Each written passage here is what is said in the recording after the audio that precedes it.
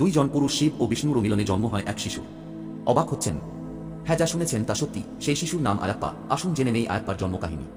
দেবী দুর্গা অসুর মহিষাসুরকে হত্যা করেছিলেন। এরপর মহিষাসুরের বোন মহিষী তার ভাইয়ের মৃত্যুর প্রতিশোধ নিতে বেরিয়েছিলেন। মহিষী ভগবান ব্রহ্মার কাছ থেকে একটি বর পেয়েছিলেন যে শুধুমাত্র ভগবান বিষ্ণু এবং শিবের একটি সন্তানই তাকে হত্যা করতে পারবেন। মহিষী জানতেন দুইজন পুরুষ দ্বারা কোনো সন্তান জন্ম হবে না, তাই তিনি অবিনাশী ছিলেন। কিন্তু বিশ্বকে ধ্বংসের হাত থেকে বাঁচানোর জন্য ভগবান বিষ্ণু মোহিনী রূপে অবতীর্ণ হন। শিব সেই রূপে মুগ্ধ হয়ে মোহিনীর সাথে মিলিত হন এবং তাদের সন্তান ভগবান আয়াপ্পার জন্ম হয়। আয়াপ্পার জন্মের পর শিব ও মোহিনী শিশুটিকে পাম্পা নদীর তীরে রেখে যান। তারপর রাজবংশের শাসক রাজা রাজশেখর আয়াপ্পাকে দত্তক নেন। রাজা আয়াপ্পাকে দত্তক নেওয়ার পর রাজা আরও এক পুত্রের আশীর্বাদ পান। যথাসময়ে রাজা আয়াপ্পাকে রাজা করতে চাইলে রানী ছল করে অসুখের অভিনয় করেন আর আয়াপ্পাকে বাঘের দুধ আনতে বনে পাঠান যাতে বাঘ তাকে মেরে ফেলে। কিন্তু আয়াপ্পা তিনি পৃথিবীতে তার অবতারের উদ্দেশ্য উপলব্ধি করে অসুর মহিষীকে হত্যা করেছিলেন এবং বাঘের পিঠে করে ঘরে ফিরেছিলেন।